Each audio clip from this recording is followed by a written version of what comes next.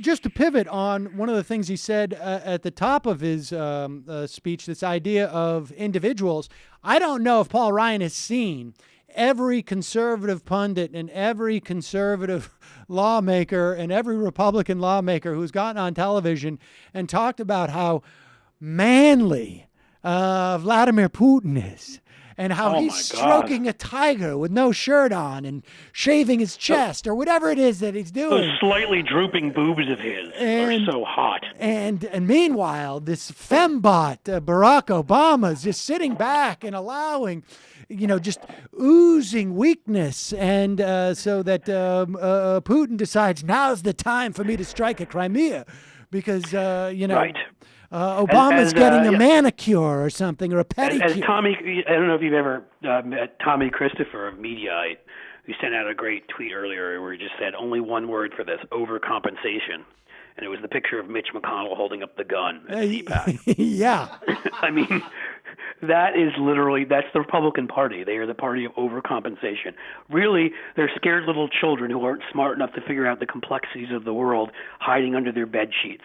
So because of that, they need guns and they need to launch bombs at people and they need conspiracy theories because, and to believe in superstitions because figuring things out that are nuanced and complex would be a little too difficult and a little too frightening. Yeah, and the idea, I mean, frankly, I'm not convinced that there are such overriding national security issues in what has happened so far in Russia. That's not to say that, in Crimea, that's not to say that this isn't a big issue, but I think it's more of an EU issue, and it becomes sort of as a bank shot for us because of the implications of the EU and NATO. But yeah, I mean, we have to pay. Look, on that issue, I think it's important to pay attention to because of the history there, the history in that region, obviously, because. Again, as we've said, conservatives don't like to do nuance. They just go blow the place up, put anybody in power who's there, because that's what they do. That's what John McCain and Lindsey Graham do when they're not, rug shopping in Shoreham Market. They're busy saying, "Oh yeah, if we just go in," and then you find out that John McCain's hanging out with like Syrian rebels who happen to be terrorists who've kidnapped people. He's going to hanging out with Gaddafi, sending out wonderful tweets about him.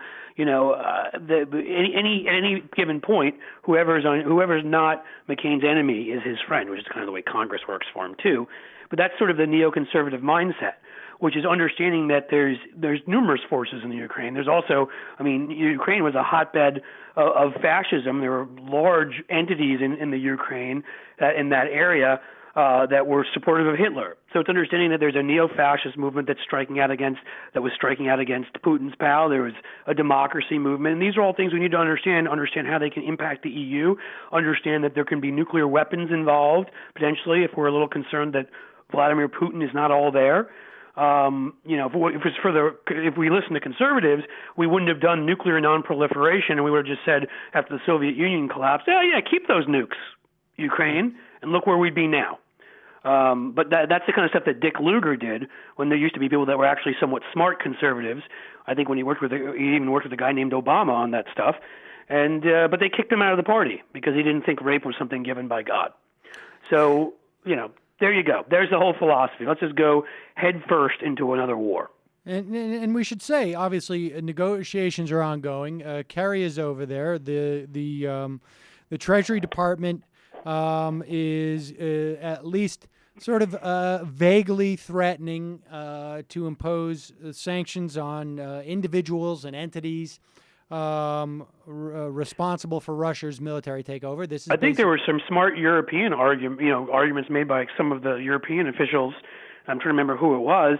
If you want to strike out at Putin, he really only cares about the oligarchs there. Right. So, set up a system where they can no longer go to Saint-Tropez. They're banned, right? You start hurting them with their vacations and their money that's held abroad, and their country houses, and suddenly Putin will be hearing a lot about it. I mean, there are smart ways of doing this that don't involve launching missiles. And right now, you and I, not people who have known to be uncritical of Obama when criticism is required, I think for the most part is handling it, and so is John Kerry, exactly the right way.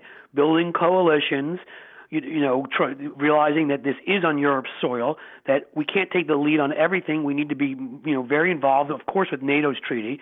But I mean, Jesus Christ, if it had been up to John McCain, Georgia would have been in NATO, Georgia, the country, that is.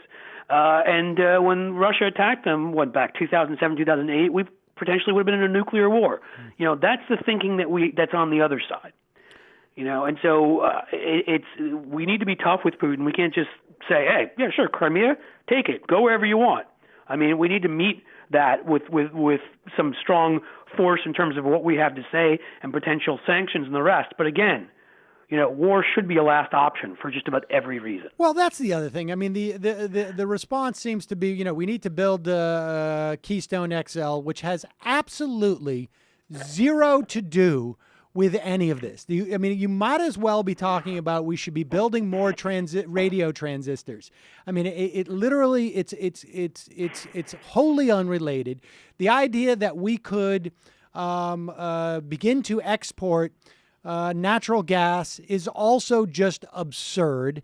It's simply not economically feasible for companies in this country to do so. I was on Hayes the other night with an energy expert who was basically saying, look, there are 6 natural gas importers. 1 or 2 have tried to, we have, are trying to retrofit themselves as exporters. It costs billions of dollars. They're going to lose their shirts on this because the price of natural gas, by the time they could possibly even remotely come online, will be higher, and they will lose tremendous amounts of money trying to do this. We can't obviously build a pipeline to the Ukraine or to Germany because we're on a different continent. And these. Oh, come on! It's absurd. See that from our house too. It's absurd. But let's. But if Putin saw us drilling, he would know we were men. And That's he would right. be like, they drill, and now it's different. I must stop. Well, what we really should be doing is drilling with our bare hands. And to show that we are so we should muscular. be drilling with? We should be drilling with a freaking bear. Just pick up a bear and start drilling it through the ground, because that's what Putin Obama would do. drill with bear, withdraw troops now.